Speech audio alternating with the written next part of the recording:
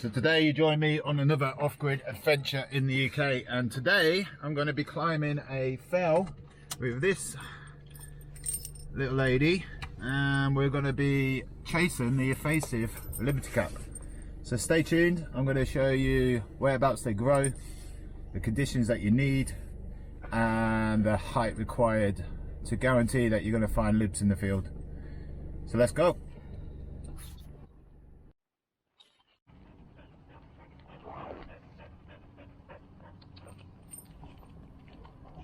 So I'm in the Lake District today, and I am hunting the infamous liberty cap.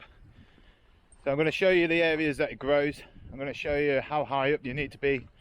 Elevation of 400 meters is about right. Anything above there and below there, they get a bit less. So it's the prime area that I head for. I'm not saying it's science, but I've been out plenty to know whereabouts they are. I'm climbing that fell there. I won't give its name away.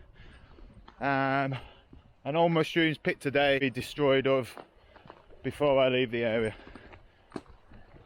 So I'm going to go through the telltale signs that you found the liberty cap, the habitat in which they grow in, and the differences in colour, obviously when they're wet. And if I find any lookalikes, I will go through them and show you how you can separate the lookalikes from the real deal. Now, good thing is with these mushrooms, there is only 3 lookalikes. One of them is toxic rather than deadly, so it'll make you a bit sick. You'll have diarrhea for maybe 24 hours. But overall, they're a pretty safe mushroom to go hunting. So yeah, let's get it on.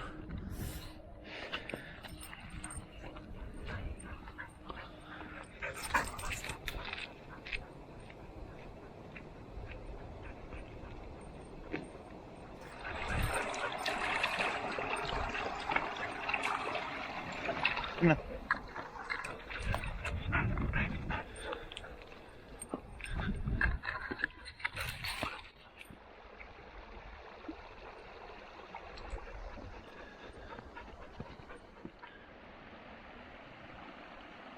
So another telltale sign that you're in the right area is this western gauze, I believe it's called.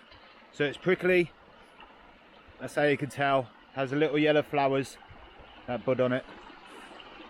So that's the telltale sign. The other thing is, when you start to get these rushes of grass and livestock in the field. So this is the kind of field you're looking at. Like I say, you've got the gauze over there, you've got these rushes, and you'll find the liberty caps grow in amongst them, in and out of them, all around them. But you need the elevation. So the elevation I look for is 400 meters high. It's where I usually start finding them. I do find them lower, but it's hit and miss. Whereas if you go a bit higher, every 10 steps you're finding a good bunch of liberty caps. So yeah, I'm going to get up this hill a little bit. In fact, the first liberty cap, I believe. No, it's not lib. So this is now prime grass. This is the perfect area to find them. I was out here last week and there was plenty of libs around here. So, like I say, I'll just let her off. Sit, good girl. Go find some libs. Go on, away. I can't pick any of the liberty caps out of the ground today. But what I'll try and do is get 3 of the lookalikes and put them alongside so you can see the differences, and this will help you make sure that you've got a good ID on it. So yeah, I'll catch up with you once I find the 3 of the lookalikes, and we'll go over all the characteristics, what you're looking for and what you're not looking for. So a good tip on a sunny day, if you walk with the sun on your back, which I'm currently not, but I'm not looking for the libs right now, but if you walk with the sun on your back, because they dry out a bit and they go a white husky colour, you'll see a lot more of them. When they're young, they stay brown colour when they're wet or white, whether they're wet or dry, sorry. And as they get older, they're wet once they're wet. I'll get it right in a minute. Millie, come here. They're brown when they're wet, and then during the day when they dry out, they end up a white husky, sort of musky colour. So as I say, if you're walking along, walk with the sun on your back, you'll see a lot more of them. And once you spot one, if you do pick them, flick them, and this releases the spores, and then next year we'll have a lot more come out. I can actually see quite a few libs already.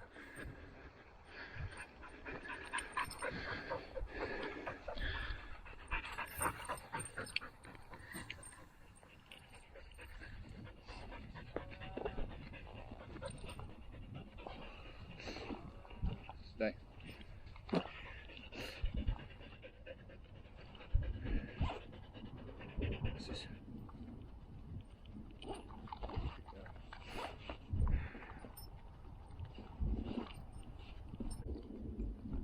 There you go. Get it.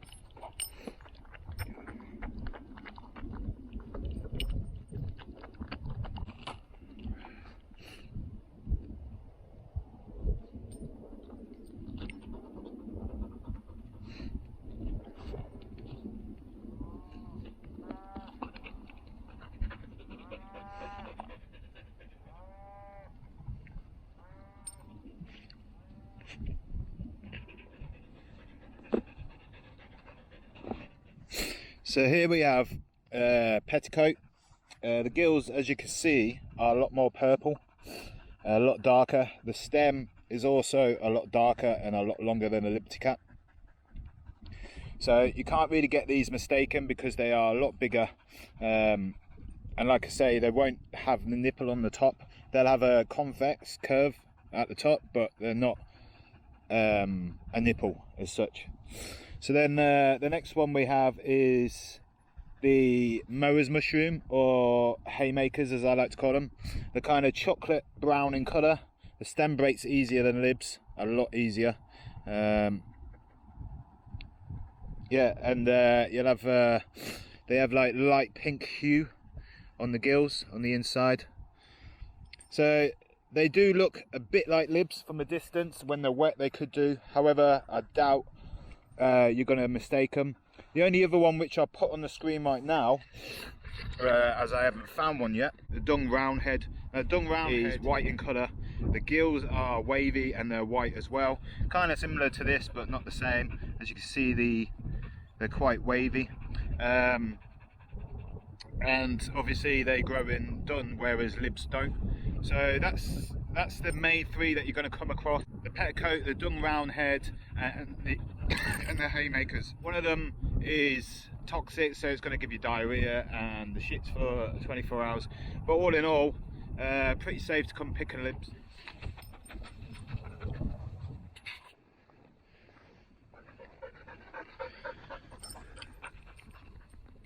So I've actually reached the 400-metre mark. As you can see, they are absolutely, it says, everywhere.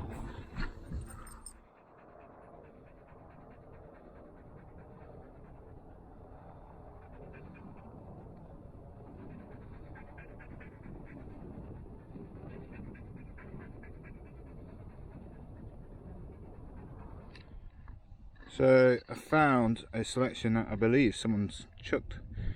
So I'm just going to show you the size difference. So they do get a lot bigger than this. But as you can see there, that's quite flared. And as I say, it's got the peak. It's got the white hueish. I don't know if you can see it on here. I'll try and get in the shade a bit.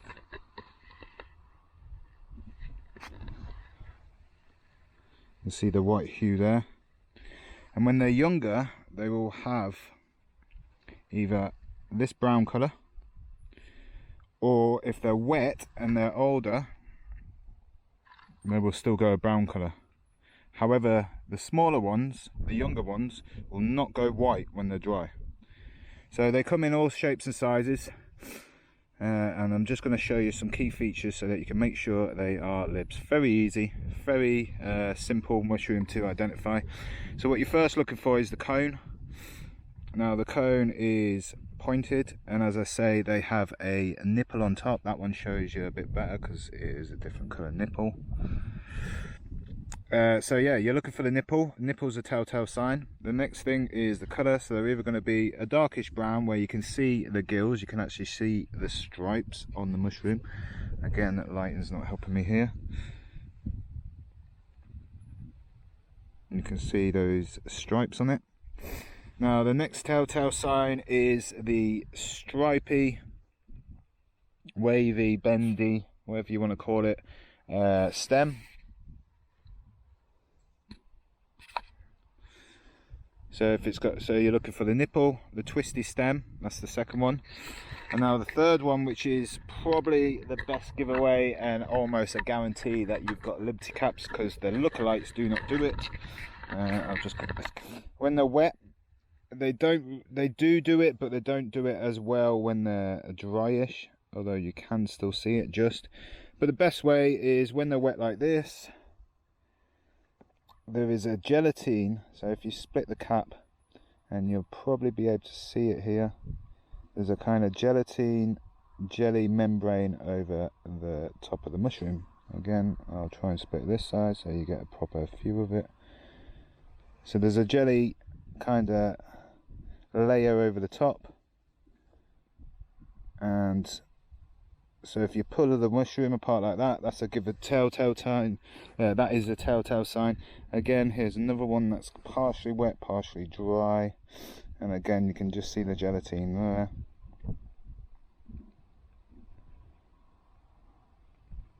So, like I say, you're looking for the nipple. The nipple. You're looking for the twisty stem. And then on top of that you're looking for the gelatine.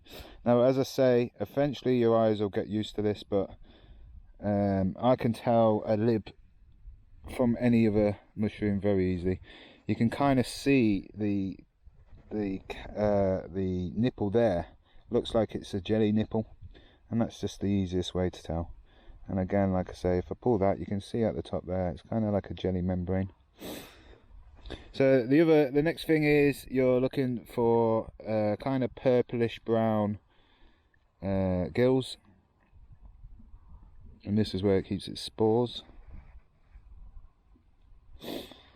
But as I say, they come in all sorts of shapes and sizes, and the bigger ones, when they get bigger, they flare like that and they open up into like a parasol. But again, the nipple's there. When they're wet, you're still going to get that gelatine kind of cover over the top. Yeah, and all the other mushrooms, as I pointed out earlier, have differences to them. So they are liberty caps. So again, they're getting destroyed. It is illegal to possess liberty caps in the UK. It is, however, legal if you spot them to pick them up and dispose of them however you see fit, as long as they are destroyed. So yeah, I'm doing this for research purposes only. I'm interested in mycology, so obviously I'm showing a little bit, but that's basically how you find it. You're looking for sheep fields, actually acidic soil, and the reason that they grow so high up is because it's quite rocky, so there's a thin layer of peat, sort of boggy ground underneath, and that's quite acidic, and it's perfect environment. People have tried to transplant magic mushrooms before. It's impossible to do. Many say that they have, but they really haven't. You can't buy liberty cap spores because they won't work. I mean, I could be quoted wrong on that, but as it stands, I believe you can't even transplant grass from here into your garden and they won't grow. So liberty caps not coming up where they usually do. I believe it's down to pesticides in the area. The mycelium network is very clever. They aim to respawn, and the more they can spread the spores, the more ways they work out to do that. So they can move into areas and they can move out of areas, and they can grow and they choose not to grow.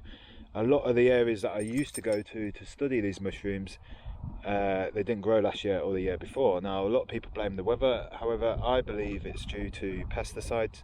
The weather was pretty much the same, but I didn't get the same flush that I normally would in the field. So I spoke to the farmer and he was using a lot of lye, which is a government incentive to do so, and since then I believe that the mycelium or the libs are actively moving away from those areas to keep themselves natural, I guess, which is why you find them up the hills, because up here you're kind of not getting any of the pesticides that you normally would on farmlands or the lower fields. So yeah, that's my take on it.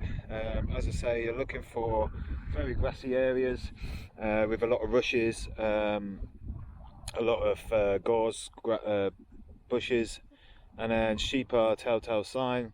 And then once you're above 400 meters, you should start to find them. You're looking for the peak, the nipple, sorry. You're looking for the gelatine cap and the wavy stem, and obviously the colours when they're wet and when they're dry. So yeah, good luck finding them. Message below if you've got anything that you want to ask, and if you're liking the videos, please subscribe, and yeah, give the video a like. And as I stated earlier, all mushrooms picked today have been destroyed in the field, and I condone no drug taking or anyone to go out and actually pick these. I'm doing this as a research and giving the information for people out there, so you don't have to go and do the same thing. Got loads of winter camps coming. I'm going to be ordering a new tent, so I'll get out and try that out. But yeah, see you on the next video. Let's show you the potential size that they can get to. That's actually a really big one. As I say, I can't pick them out of the ground. You've got the dark brown gills, got the nice pointy stem, white colour obviously because it's dried out and it's an adult, and the wavy stem. All give away signs that that is a liberty cap. Nice. That pretty much sums up today's video. So like I say, if you're looking for liberty caps in the UK, wait for the wet seasons, which are normally the end of August, September, mid-October is best. You're looking for sheep's field, or with, like I said before, the tough grass, the rushes of grass, and of course where the sheep are is normally acidic fields. So the libs actually like to eat off the feces of the cow and the sheep, so it makes sense that's why they're in this area.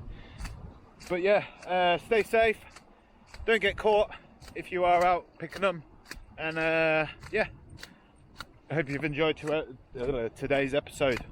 So the next one should be a wild camps. Tune in for that. There's been a few holiday videos on the channel as of recently, but I'm going to get back to the outdoor camping and stuff like that. So see you guys in the next video. Thanks for watching.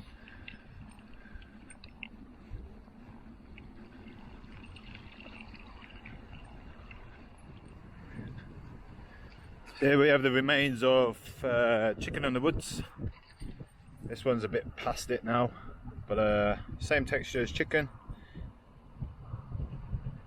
Actually tastes like chicken as well. And to be honest, that was on your plate, you'd think that was chicken. But yeah, totally edible. Like I say, if you're vegetarian, these are brilliant as a chicken substitute, or even if you just want to try something different. But they normally grow on oak trees,